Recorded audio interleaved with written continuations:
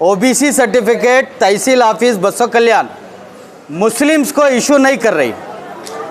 Honourable doctor Ramesh बाबू grade 2 तहसीलदार, जिनको power है कि वो ओबीसी सर्टिफिकेट इशू करें, लेकिन उन्होंने मसूद का ओबीसी सर्टिफिकेट रिजेक्ट किया।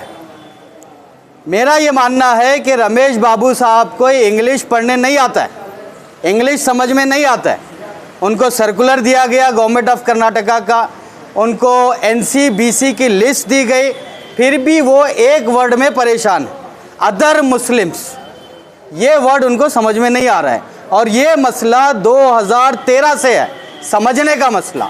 ये बात साफ है, सीरियल नंबर 179 के अंदर एनसीबीसी की जो लिस्ट जारी की गई है उसमें ये कहा गया है कि वो तमाम मुसलमान ओबीसी की लिस्ट में आते हैं सिवाय इन मुसलमानों के, excluding these categories other Muslims comes under OBC.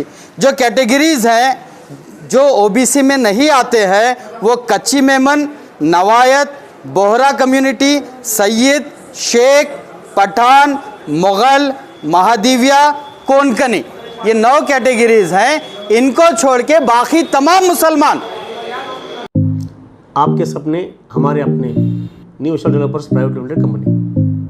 Ganga oil and dal mill at Narayanpur cross near LIC office Basavakalyan. Other backward classes category में आते हैं, ये बात उनको समझ में नहीं आ रही है।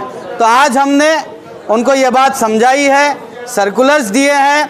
उन्होंने 24 अगस्त को इनका ओबीसी रिजेक्ट किया है, उसकी वजह हमने पूछी तो वो वजह बताने से खासिर है। उनके पास उन्होंने कहा कि मेरे पास अभी सर्कुलर मौजूद नहीं है, अदर मुस्लिम ओबीसी में नहीं आते हैं, एक सर्कुलर उनको आया है ऐसा वो कह रहे हैं, लेकिन उनके पास सर्कुलर नहीं है।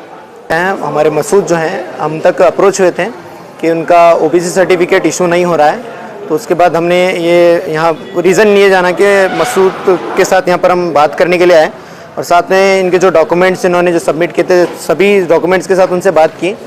हमें दिख रहा है ग्रेड 2 तहसीलदार से हमने बात की, वो दिख रहा है कि वो बहुत ज़्यादा कंफ्यूज हैं, क्योंकि हमने जो उनको सर्कुलर बताया गवर्नमेंट ऑफ इंडिया 2013 का सर्कुलर है, वो सर्कुलर बताया कि उसमें बताया गया है कि ओबीसी मुस्लिम जो हैं ओबीसी में आते हैं, एक्सक्लूडिंग कुछ कम्युनिटीज़ के नाम वहाँ पर हैं, तो वो कम्युनिटीज़ को छोड़कर बाकी के सभी लोग ओबीसी में आते हैं। लेकिन ग्रेड 2 तहसीलदार का ये कहना है कि ऐसा नहीं है, बल्कि वो क्या गिना रहे हैं कि स्टेट के रिजर्वेशन के साथ उसको जोड़ रहे हैं कि यहाँ जैसे कैटेगरी 1 है या फिर 2A है, यही लोग ओबीसी में आते हैं, ये कह रहे हैं। हालांकि स्टेट का जो रिजर्वेशन है वो बिल्कुल अलग है, अदर बैकवर्ड कास्ट का जो रिजर्वेशन है वो बिल्कुल सेंटर की तरफ से है और सेंटर के डायरेक्टली सर्कुलर के साथ ये चीज़ बताई गई है कि मुस्लिम्स ओबीसी में आते हैं कुछ लोगों को छोड़कर, तो ये कन्फ्यूजन उनके साथ है।